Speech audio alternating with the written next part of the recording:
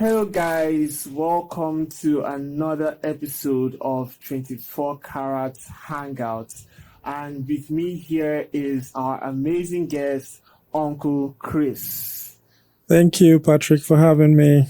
Yeah, you're welcome, Uncle Chris. So, we started an episode where we talked about finance. So this is the part 2 of that. So if you've not watched the previous episode, do well to look for it on our YouTube channel and watch it so that you can understand the context better of what we're talking about. All right, let's take it away. Uncle Chris, so still talking about finance and young people, right? There's this pressure to, let me use the word blow, because that's what is what we refer to it as. Yeah. There's this pressure to blow, to hammer financially, and it's getting, should I say, it's becoming more concerning because you have teenagers, 16, 15, they want to blow, they want to hammer. You have some cases where people are now engaging themselves in things that are not legal, certain kind of activities just to make money. So do you think it's unhealthy for a young person to want to, blow, to make it financially at an early stage? And then how can we handle the pressure? Because, you can come from a certain environment and then you see your peers, they are making it financially, even though they are not doing it the right way, but there's this pressure to want to, be part of them. So how do you balance all those stuff? First, I think there's nothing wrong with wanting to blow, even as a young person. Yeah. There's nothing wrong with wanting to make money. There's nothing wrong with wanting to go viral. The question is, what are you doing to want to get to that place? Yeah. A lot of people have put hands into fraudulent activities just because they want to make money. Yeah. Some people have gone naked online just because they want to go viral. Yes, some people have decided to attack some prominent people so that they can trend and they can go viral. So it's okay to aspire for greatness. It's okay to want to be rich. Being rich, like we said in the first video, has to do with the exchange of value. So if you can work on yourself, even as a young person, to develop your skills, develop your talents, create the type of value that the world will look out for, it's a natural response or is a consequence. Money is a consequence of the quality of value that you give to the world. So if as a young person you have value to give and that would make you rich, famous, that's great. But what I wouldn't encourage is going to pursuing money by going into things that are not right. So don't be fraudulent. Don't give up your character because you want to make money. A lot of people have done that, and usually the consequences are very there. Yeah. That's true. Well, it's sometimes, even as a young person myself, it can get really challenging. But thank God for people like you that have always, kept us in check in that line.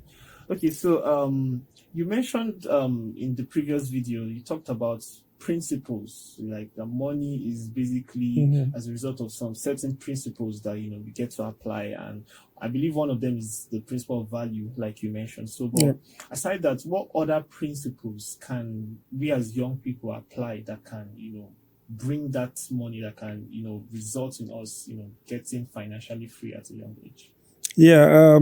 Making money has to do with a combination of several elements or several principles. By the time you put them together, it begins to create the type of value and attract the type of money that you want.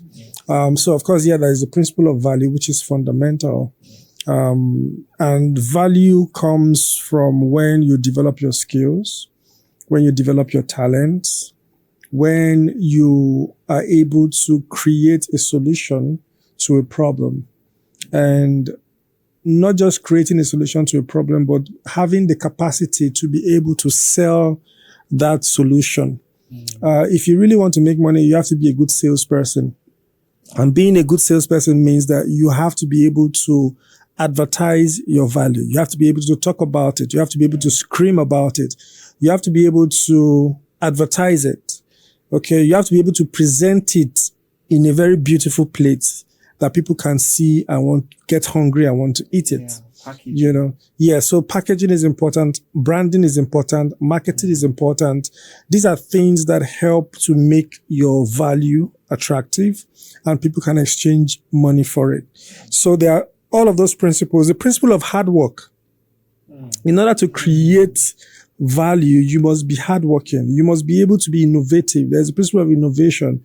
You have to be able to create something that is different. There's something that can solve problems. You have to be able to have the eyes to see problems in every situation.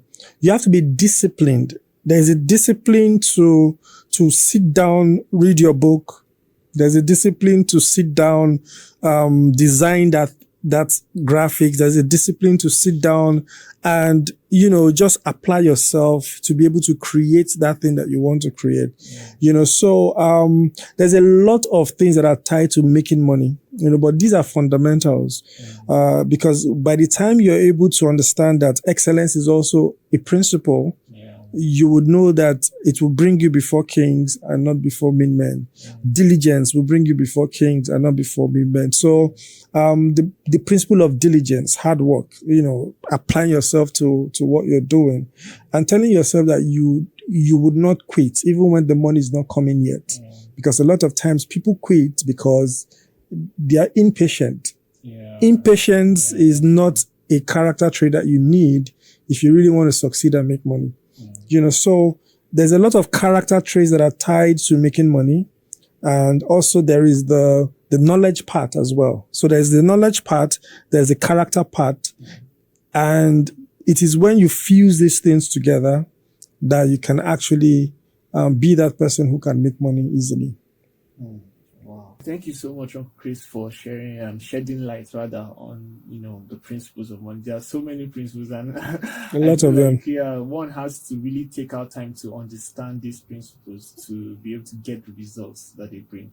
So, but finally, there's the part of managing finance too, because sometimes you see young people that, you know, they get this money, but they mismanage it. They start spending it on things that are not really important, you know, misusing the money. So, can you give us some tips that can help us manage our money so that we don't feel overwhelmed when they start coming in and then, you know, eventually now make bad decisions? Okay, so there are 3 M's that you must know about money. 3 M's. One is your ability to make money. Second is ability to manage money. And the third is ability to multiply money. So it's one thing to make money. It's another thing to know how to manage it. And it's also another thing to know how to multiply it. So we've talked about, you know, different ways that you can actually make money in terms of the things that you need, even though there are different businesses or different, you know, things that you can do to make money. But fundamentally, how do you make money? Create value, market, package it, market it, and all of that. Have the required character, the required knowledge and skill to be able to create the value. So in terms of managing money, money requires character to manage. Money requires character to manage, because most times people do not have the right character. They didn't develop the right character to help them manage the money that they have. And so when the money comes, they become proud, they become reckless, they become, you know, arrogant and all of that. So one of the things that you must understand about money is that money takes the character of the person that owns it. Money takes the character of the person that owns it. If somebody is a troublemaker, when they make money, they will make more trouble. Yeah, absolutely. You know, so if someone is humble, when they make money, they'll be more humble because they've seen that, okay, it's not about me. So money takes the character of the person who owns it. So it's important to have the right character in terms of how to manage money. That's the first thing. The second thing is that money management is also a skill. You have to learn how to manage money. One principle is the fact that you must learn to always save. Yeah. So for every money you earn, it doesn't matter how small it is, you must learn to save at least 10%. In some cases, if you can save 20, that's fine. If you can save 40%, that's fine. So your level of discipline or determination to be rich or to multiply that money, that's what determines how much you can probably save. Because most times people think that I don't save because I don't have enough. Yes. But that's not it. If you can't save when you don't have enough, you won't be able to save when you have enough. Because the point is, it's the principle and the measure that you earn that you decide to save. Yeah. So I would always say something, learn to save. You could take out 10% every month or anytime, whatever money comes into your hands. You can do 20%, whatever percentage you're able to do, that's fine. But the principle of saving is fundamental to how you can manage money. The second thing is budgeting. Don't be that person who just gets money, spends money. You don't know how it's coming. You don't know how it's going. You don't know what you used it for and all of that.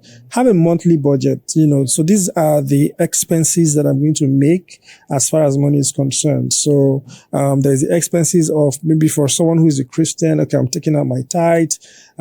This is for food. This is for transportation. I'm taking out this percentage for rent.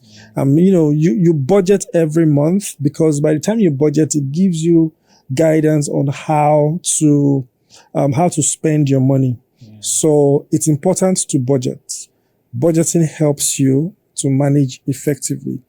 And another thing that I would say is by the time you are able to budget, it helps to determine how you spend. So you have a focused spending. You have a focused spending. You're not just spending. You're no longer that type of person who your friend will come and say, hey, bro, let's go and hang out. You're not going to hang out and spend all the money, or you see something online, you just buy. Because it's not in your budget, you have focused spending. You can't spend money on that thing, so self-control is very critical to how you manage money. Discipline is very critical to how you manage money. It's not everything that flashes on your face that you have to spend money on. If it's not budgeted, it's not budgeted. Yeah. For some people, it's about dashing out the money or giving out the money. Yeah, so one of the things that you can do is to have a budget item for charity. So for every month, I want to give 2K to somebody. Yeah. Anybody who asks me for, has a need, I have 5K or 2K that I have to give. And that's it. So if that money finishes, charity money has finished. I'm not going to now look for money elsewhere to give because I've budgeted all my money. So it takes discipline, to self-control, to be able to manage your expenses. You don't just allow people just come to you and say spend. Some people, how they spend their money is they go to club. They want to get validation from other people, or they want to be seen as big boys. So they go to club and they blow 1 million. Order drinks for everyone. Exactly. So you play Dorime, they play Dorime for you and that's it. Your money has gone. Yeah. So don't spend money because you want to get validated. Don't spend money because you feel that will make people love me and respect me. So have a budget, have a monthly budget, have an amount that you save every month. I also have an amount that you keep for investments. Usually your savings, you should have money for rainy days. Yeah. So as you grow in your finances, you should have money for at least 6 months that if I don't have a job, if I don't have a contract, if I don't have a business, if money doesn't come into my hands, I have enough money to keep me for 6 months. Wow. You should also have another money saved for investment. So you are saving money, but for instance, you want to buy a land and the plot of land is 2 million and you start saving. So you need to save up to 2 million. So you are saving 20K every month until you get to 2 million and then you can buy the land. So that's one good thing about saving. You save to invest. So your idea is as you're saving for every other thing, you are apportioning your savings. Okay, so I'm saving 20%. 10% goes to upkeep money for 6 months for rainy days, and that 10% goes for investment, depending on how you want to do it. But these are some of the ways that you can actually manage your money. And your ability to save has nothing to do with the amount you earn. You know, if you can't save in little, you can't save when it's much. Yeah. Wow. Powerful last statement. Your ability to save doesn't depend on how much you're earning. So basically, it's a thing of discipline. Wow. Thank you so much, Uncle Chris. Okay, guys. So with that, we've come to the end of today's episode on finance. If you have questions on this topic, feel free to drop them in the comment section, and we'll do our best to address them in subsequent videos. And don't forget to like, share, subscribe, and turn on your post notifications so that you can get notified whenever we post amazing content. And once more, we would like to say thank you to Uncle Chris for sharing his knowledge with us. Thank you for having me. Yeah. Okay, guys. So until next time, bye for now.